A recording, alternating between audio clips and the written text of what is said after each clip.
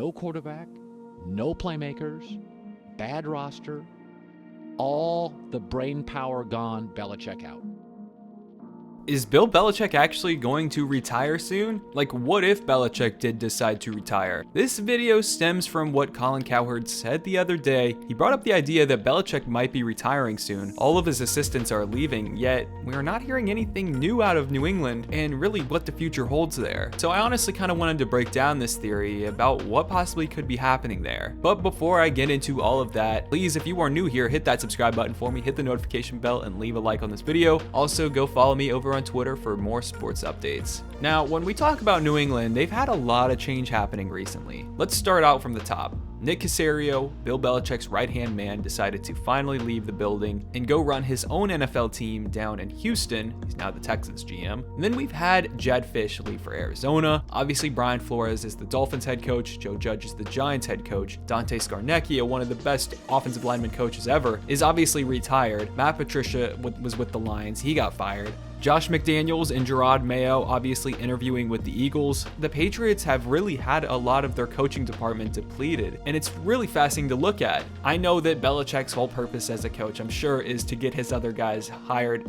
and to become their own head coaches for their own teams. I mean, Belichick can only coach for so long. In my opinion, I think that he actually really does care about his assistants and is trying to do what's best for them. It was fascinating, though, to hear Bruce Arians say that New England wouldn't let Tom coach the team. And I love how Bruce has given Tom some control of the Bucs, and Tom brought a new energy and life into that building that can't be topped. Tom Brady only wants the best. The Bucs are really clicking right now, and because it takes time to get the ball rolling, you can't give up on a team after a bad start in a season where it takes full 16 games to get a team ready, and in a weird season like this. Now, even though Bill obviously did let Tom coach, it's just weird seeing a guy like Bruce Arians take a shot at him. And I think the dumbest thing, though, is people pick a side on who was better between Brady and Belichick. You can easily make a million arguments for both sides. That's because for any marriage, it takes two to make a thing go right. And they were basically iron sharpening iron. You know, they were both made of Beskar, if you understand that reference. But man, the pressure is really on Bill at this moment. I don't know if he is getting talked about enough. Like, things have been very silent in New England since the season ended. Guys are really moving on, and I have no damn clue what is going on in New England.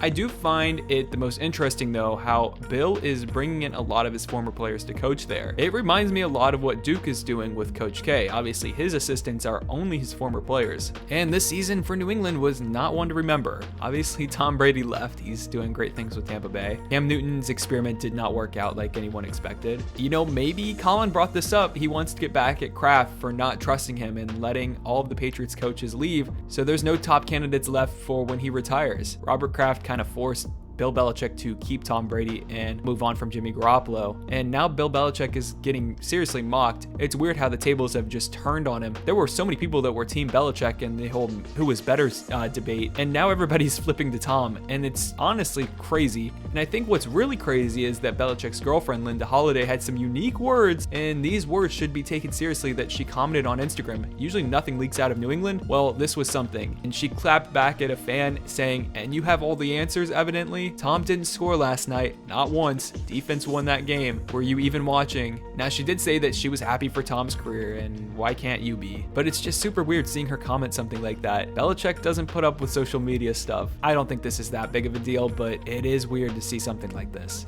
Again, a lot of people bring up the situation with Jimmy Garoppolo and Kraft not trusting Belichick. Now, I do counter saying they did make 3 Super Bowls and won 2 of them, which is 100% worth tanking the future for. The whole point is winning a Super Bowl. It's not just being competitive. But it's also weird seeing Nick Saban, you know, Belichick's best friend basically, down to Alabama. He seems to be having the time of his life right now, bringing in all sorts of former head coaches in the NFL to be his assistants, like a Doug Marrone. You know, he's had talks with Bill O'Brien and Adam Gase. He also brings in all sorts of former college coaches. Alabama brings in all the recruits. Well, they also bring in all the coaches too. It's just crazy to see Nick Saban thrive so much, and then Belichick has just been very quiet up there. The Patriots don't have a quarterback for the future. Their roster is terrible right now, and they lost all of their top assistant coaches. Now, Belichick is on the record and saying that if he ever did leave the organization, it would be in a good place like Don Shula did and others, so it's super odd seeing New England like this at the moment. If Bill did leave, this would be the worst team in the NFL. Even though they played hard every week, you know, Patriots guys, they work on a different clock than everybody else. And the Patriots did look good against other coaching staffs this year when they played them. Like, they outcoached teams even if they had a bad roster. But when you you have your dog making draft picks for you, it's very interesting to see where your head is at as a coach. But let's say Bill does retire. Who the heck would take over? Well, I still don't really know why Belichick would retire at this moment, because both of his sons are on the coaching staff, coaching safeties and linebackers for the team respectively. And it seems like Belichick has turned this really into a family operation. Honestly, maybe Belichick is setting up for his kids to take over one day. That's my personal theory. Maybe that's why he's retiring, is he wants his kids to take over. I don't know. The whole Belichick talk. Nobody's talking about it, so I just wanted to make a quick video about it. Let me know what you guys think. Obviously, I don't think he's possibly going to retire. It doesn't make sense at this moment, but